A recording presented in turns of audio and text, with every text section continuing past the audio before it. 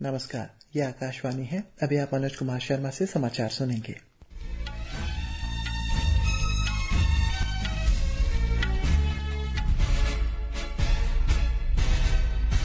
पहले मुख्य समाचार।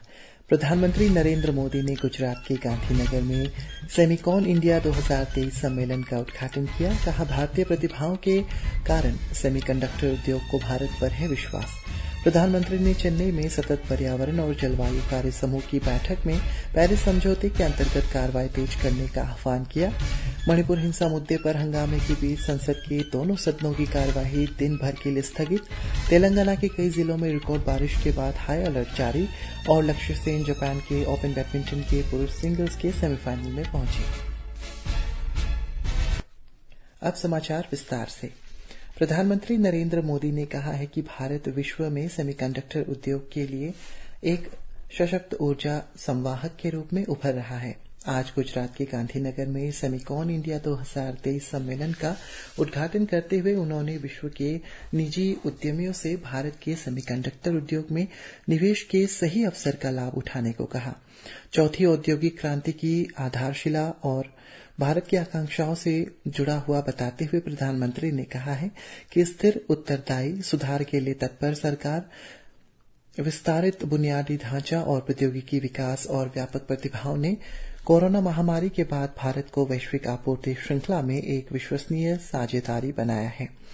सक्षम और सकल सेमीकंडक्टर व्यवस्था सृजन करने की सरकार की प्रतिबद्धता दोहराते हुए प्रधानमंत्री ने कहा है कि सरकार देश में सेमीकंडक्टर विनिर्माण उद्योग लगाने वाले को 50% वित्तीय सहायता दे रही है।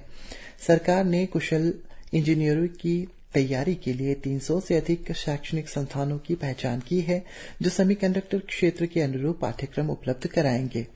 प्रधानमंत्री ने कहा है कि भारत में इलेक्ट्रॉनिक उद्योग का तेजी से विकास हो रहा है।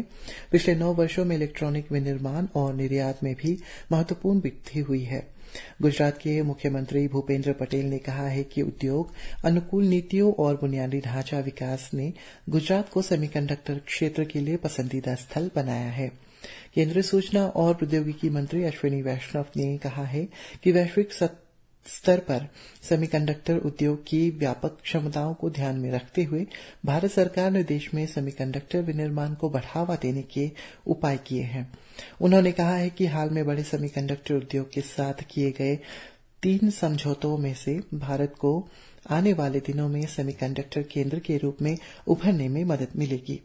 3 दिन के सम्मेलन का आयोजन इलेक्ट्रॉनिकी और सूचना प्रौद्योगिकी मंत्रालय ने किया है। इलेक्ट्रॉनिकी और सूचना प्रौद्योगिकी राज्य मंत्री राजीव चंद्रशेखर भी उद्घाटन समारोह में मौजूद थे।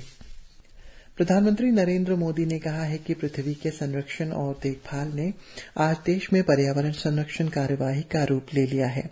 चेन्नई में पर्यावरण और जलवायु सततता कार्य समूह के चौथे सम्मेलन के समापन सत्र में अपने वीडियो संदेश में प्रधानमंत्री ने पर्यावरण संरक्षण के महत्व को रेखांकित करते हुए समाज के प्रत्येक व्यक्ति का विकास सुनिश्चित करने पर बल दिया। उन्होंने कहा है कि अल्प विकसित देशों पर जलवायु परिवर्तन और पर्यावरण मुद्दों का विशेष रूप से असर पड़ा है। उन्होंने संयुक्त राष्ट्र जलवायु संधि के अनुरूप कार्रवाई और प्रतिबद्धताओं की आवश्यकता बताई। वीडियो संदेश में प्रधानमंत्री ने पर्यावरण संरक्षण पर बल देते हुए जलवायु परिवर्तन मुद्दों के समाधान की देश की प्रतिबद्धता दोहराई है। उन्होंने कहा कि भारत ने अपने निर्धारित योगदान के माध्यम से स्वच्छ ऊर्जा प्राप्ति की दिशा में नेतृत्व किया है।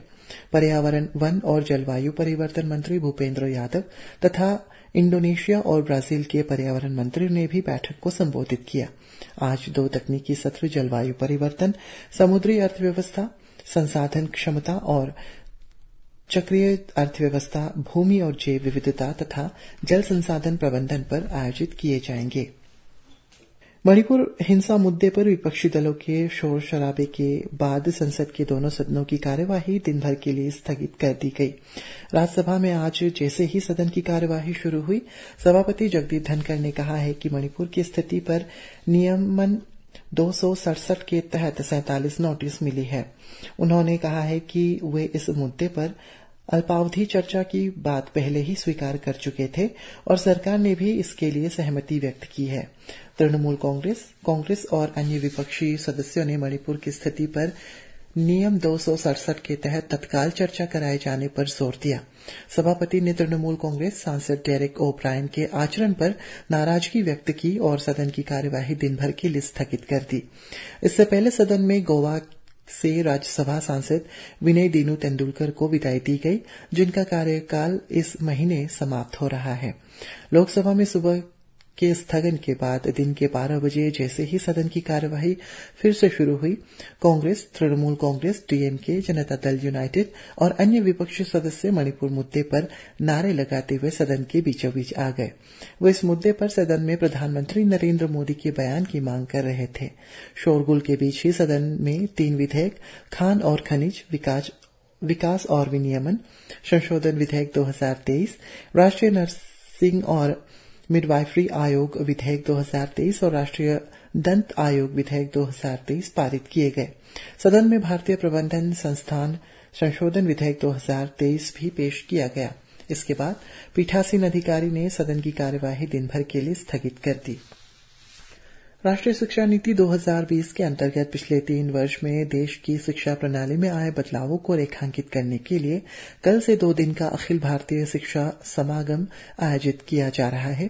केंद्रीय शिक्षा मंत्री धर्मेंद्र प्रधान ने वीडियो संदेश में बताया कि प्रधानमंत्री नरेंद्र मोदी इस समागम का उद्घाटन करेंगे। उन्होंने लोगों से इसमें भाग लेने और देश के उज्जवल भविष्य के लिए मिलकर काम करने की अपील की। राष्ट्रीय शिक्षा नीति की घोषणा 29 जुलाई 2020 को की गई थी। नीति आयोग ने आज वैश्विक अर्थव्यवस्था के लिए हरित और सतत विकास एजेंडे पर G20 सम्मेलन का आयोजन किया। 2 दिन के सम्मेलन का उद्देश्य हरित और सतत विकास की चुनौतियों और संभावनाओं की समीक्षा करना है। नीति आयोग के मुख्य कार्यकारी अधिकारी BVR सुब्रमण्यम सम्मेलन में उद्घाटन भाषण देंगे।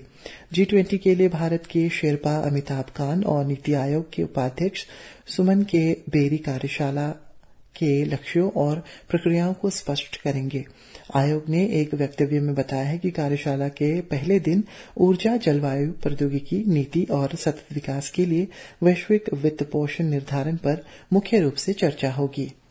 दूसरे दिन बहुपक्षवाद तथा समायोजन और समावेशन से संबंधित मुद्दों पर विचार विमर्श होगा। तेलंगाना के कई जिलों में कल रिकॉर्ड वर्षा के बाद हाई अलर्ट जारी किया गया है। मुलुगु जिले में कल एक दिन में सर्वाधिक 64.98 सेंटीमीटर वर्षा रिकॉर्ड की गई। राहत और बचाव कार्य तेजी से कार्य कर रहे हैं। वर्षा से जुड़ी घटनाओं में 6 लोगों की मृत्यु हो गई है, जबकि 12 अन्य लोगों के बह जाने की खबर है। तलाश अभियान जारी है। वारंगल, मुलुगु, खम्मम, कोठागुडेम, करीमनगर और निजामाबाद जिलों में कई दर्जन गांव जलमग्न हो गए हैं। राज्य में लगभग 11,000 लोग राहत शिविरों में शरण लिए हुए हैं। मुख्यमंत्री के चंद्रशेखर राव ने मंत्रियों और जनप्रतिनिधियों को लगातार स्थिति पर नजर रखने के निर्देश दिए हैं। हालात पर नजर रखने के लिए हैदराबाद सचिवालय में नियंत्रण कक्ष स्थापित किया गया है। आपात स्थिति में संपर्क के लिए नियंत्रण कक्ष के नंबर 040234507779, 7997950008 और 7997959782 पर संपर्क किया जा सकता है। मौसम विभाग ने आज मुंबई में तेज वर्षा का येलो अलर्ट भी जारी किया है। ठाणे और रायगढ़ जिलों के लिए अत्यधिक तेज वर्षा का ऑरेंज अलर्ट जारी किया गया। प्रधानमंत्री नरेंद्र मोदी रविवार को आकाशवाणी से मन की बात कार्यक्रम में अपने विचार साझा करेंगे। ये इस मासिक रेडियो कार्यक्रम की 103वीं कड़ी होगी। कार्यक्रम आकाशवाणी और दूरदर्शन के समूचे नेटवर्क पर प्रसारित होगा। यह आकाशवाणी, दूरदर्शन समाचार तथा सूचना और प्रसारण मंत्रालय की YouTube चैनलों पर भी सीधा प्रसारित होगा। हिंदी में प्रसारण के तुरंत बाद आकाशवाणी से क्षेत्रीय भाषाओं में भी मन की बात का प्रसारण होगा। भारत के लक्ष्य Sen Japan open badminton tournament के सेमीफाइनल में पहुंच गए हैं। उन्होंने आज जापान के कोकी वातानबे को 21-15, 21-19 से हराया। हालांकि पुरुष डबल्स में भारत की सात्विक साईराज रंकीरेड्डी और चिराग शेट्टी की जोड़ी क्वार्टर फाइनल में हारकर बाहर हो गई। ये जोड़ी चीन ताइपे ली यांग और वेंग चीलिन को 15-21, 25-23, 16-21 से हार गई है। इसी के साथ ये समाचार बुलेटिन समाप्त हुआ। नमस्कार।